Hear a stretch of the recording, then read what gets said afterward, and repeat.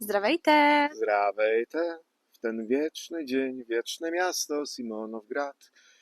Dobra, do rzeczy. Dzisiaj Q&A. Na 500 subskrypcji bardzo dziękujemy za subskrypcję. Nagrywamy obiecany Q&A. Mamy 10 pytań, z czego jeden to jest zarzut. A w tle nasz piesek. No i pięknie. Z czego jeden to nasz zarzut, więc będzie ciekawie. Co zarzucamy? W sensie nam zarzucono. Aha, Tak. dobra, to czytaj pytanie. Czytamy pytanie. Pierwsze. Czego bułgarskiego wam brakuje, jak jesteście w Polsce? Bułgarskiego? Mhm. Mi dwóch rzeczy w sumie.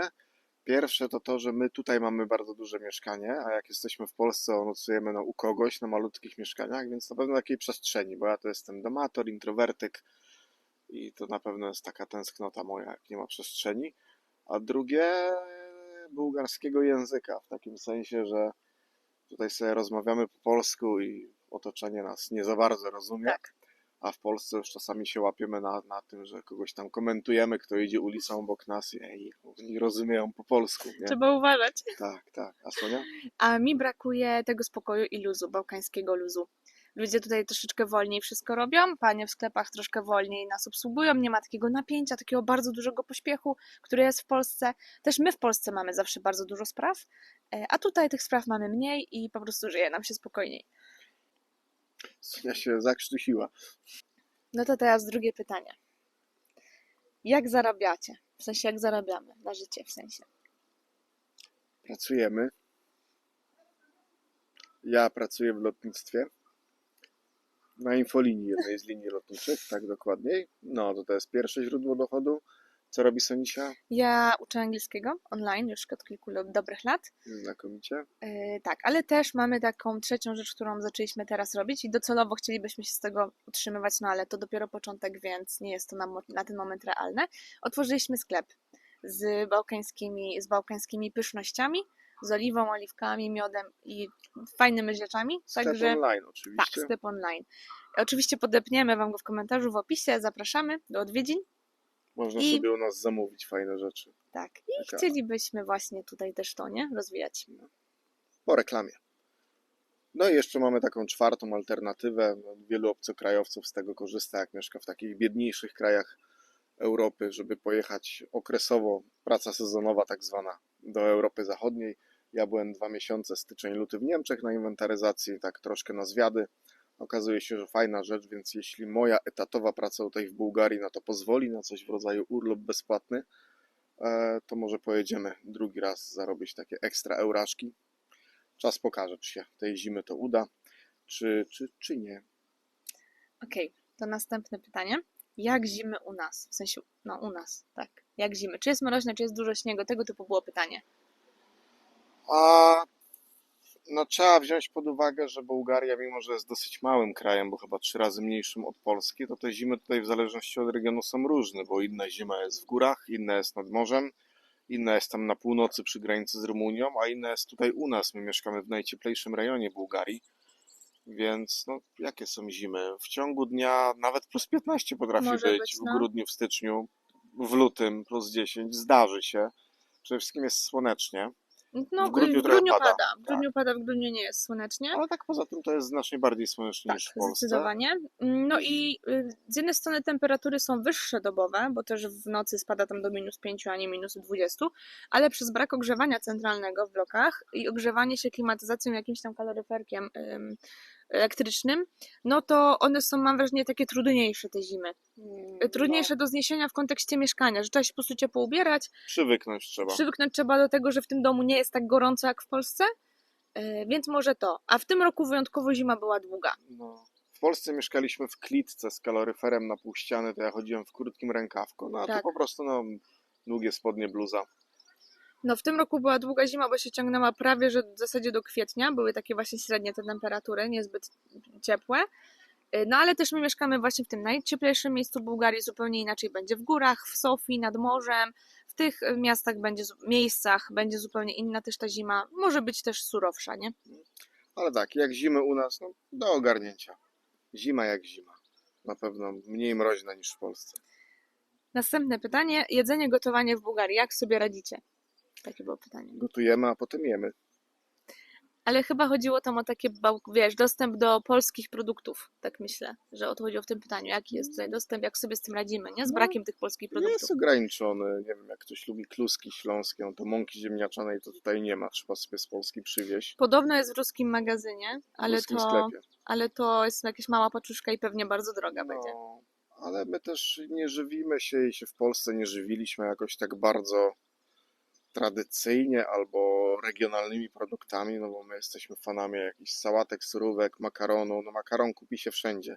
Świeże warzywa kupisz wszędzie i często będą one tutaj nawet lepiej smakowały, szczególnie latem, niż w Polsce. Tak, ale też Więc nie mamy problemu z żywieniem się.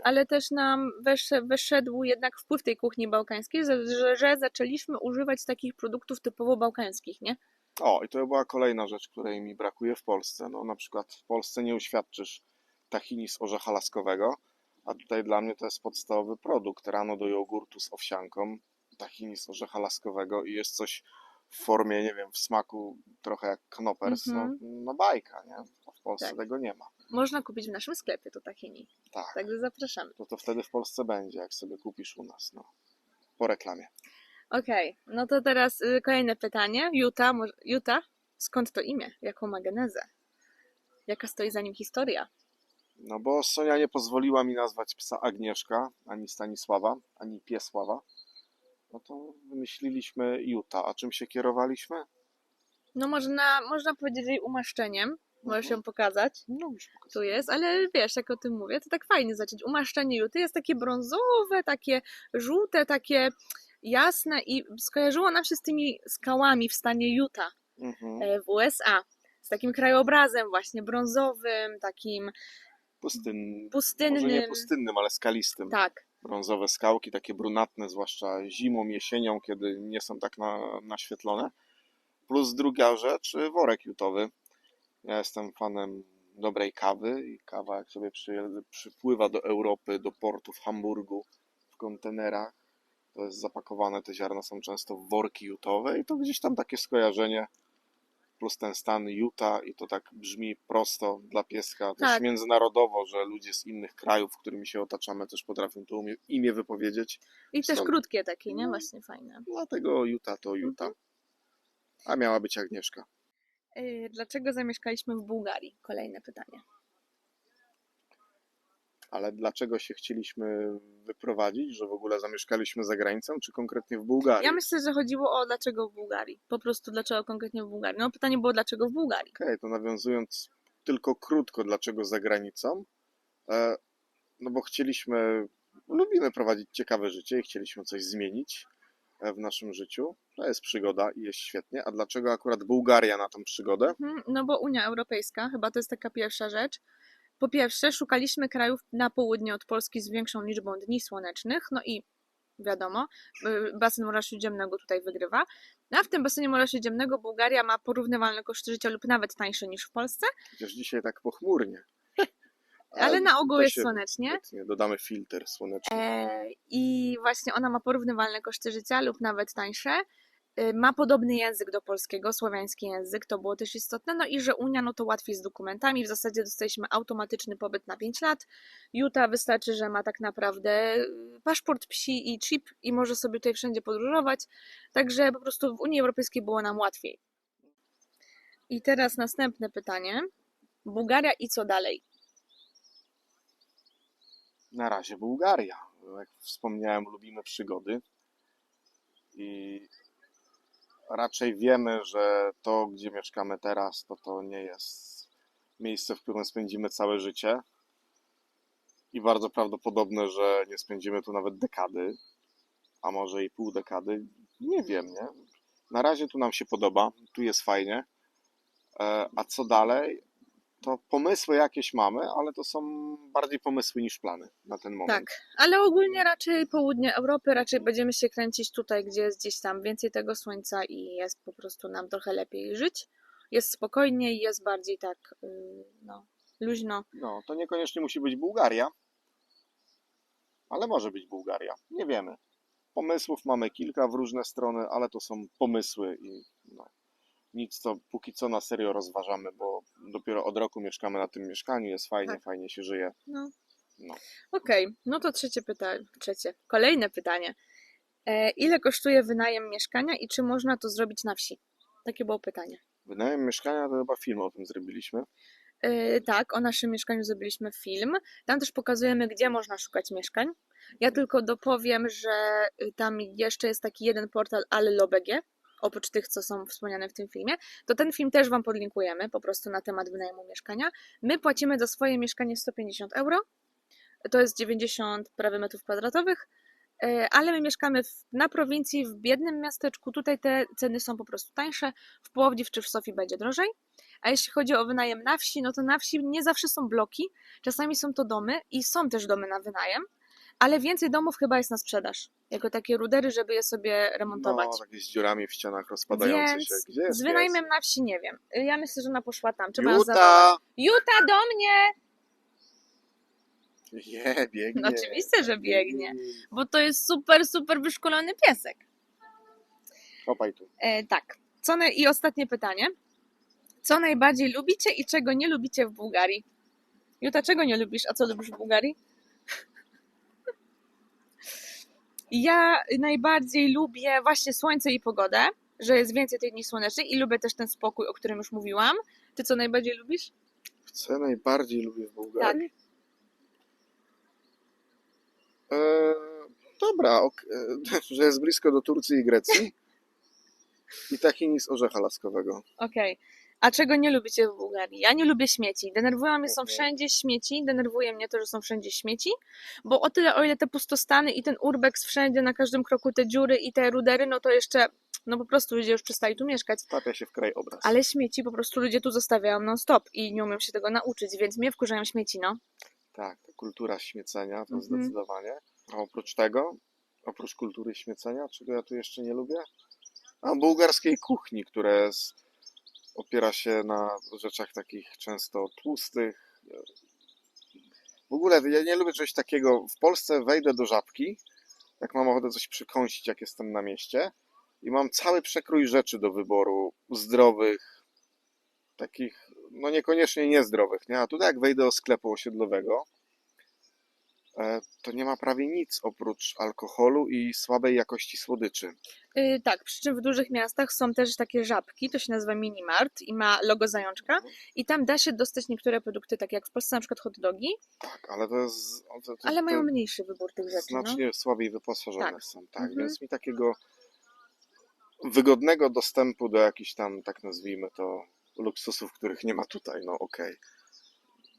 To tego też tutaj nie lubię. No przywykłem, mieszkałem w mieście, w Polsce, na Śląsku, gdzie wszystko było, co potrzebuję, albo co mi się zachce, maksymalnie 10 minut piechotą od miejsca zamieszkania.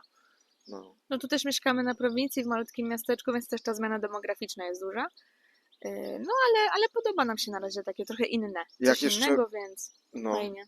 Jak jeszcze mogę pomarudzić, to ja nie lubię bułgarskiej byle jakości, która się przejawia i w tym, jak oni gotują gdzieś w restauracjach, i w tym, w jaki sposób coś budują albo remontują, albo jak cię obsługują, nie wiem, w banku, czy jak chciałem sobie abonament wziąć na telefon.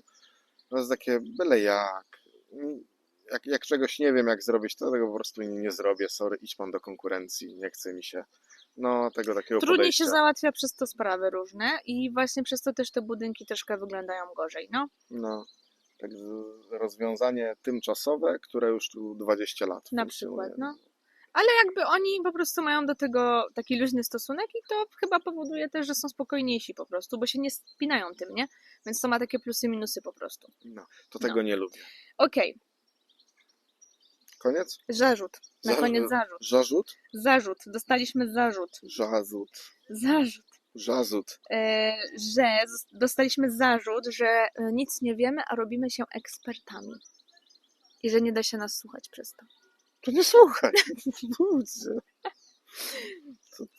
Co ja mogę więcej powiedzieć?